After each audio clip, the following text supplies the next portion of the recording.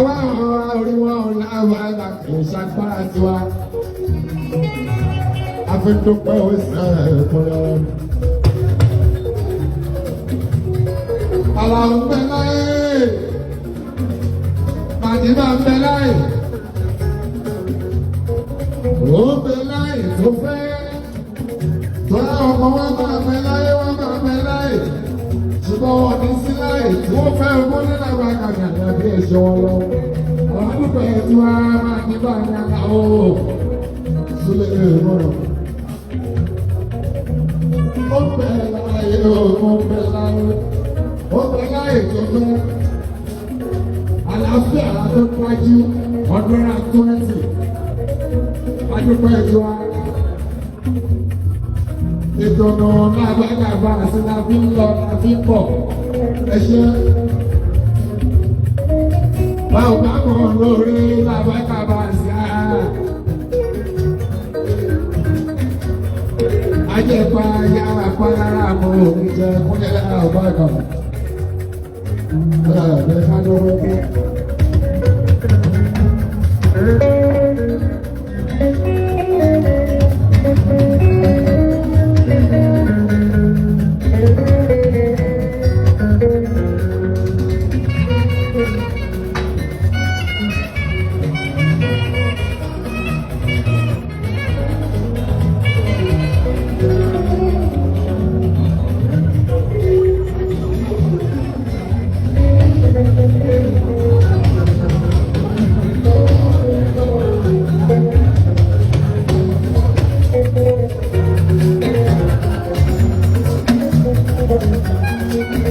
Global 50th birthday.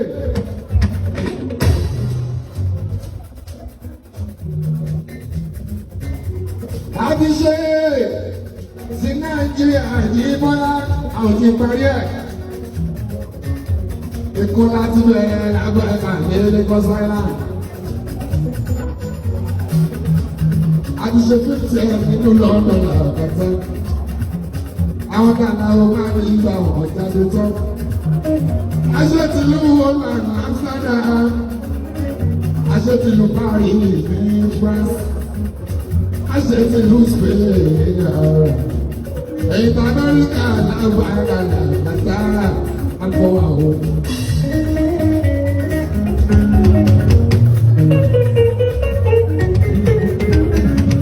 Ní tí ẹ̀ ti àlùṣe náà. Àbá àwọn aṣẹ́lọ̀ ní ilé àbáríkàbá ìsìn títí lọ́dún yàgbé parí.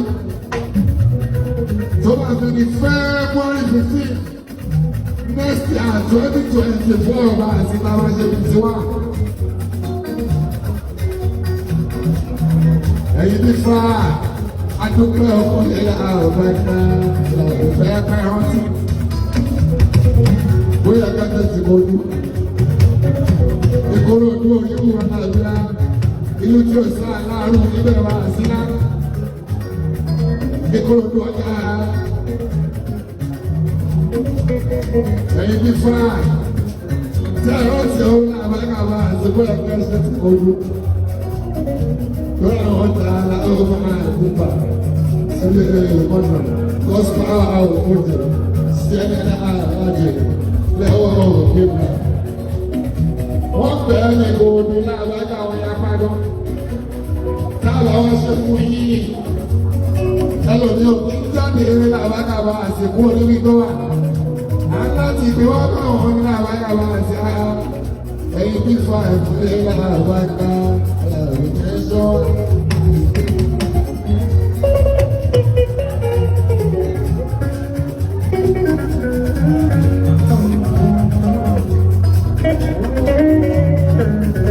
ẹ̀rọ bí fa ìfúnlé àbára àgbẹ̀mọ́sí. Ìrẹ́lú ọlọ́rẹ̀ ìgbé. Bàbá ọba ara máa ń pè. Ìrẹ́lú ọlọ́rẹ̀ ìgbé. Bàbá ọba ara máa ń pè mí. Ó dúró tán, olóyà, kò sí ojú méjì. Coca do Mazu.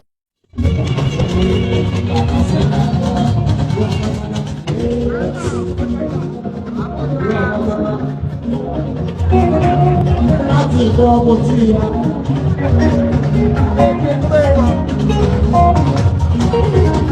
Yóò sọ̀rọ̀ àkàṣe àkáyì.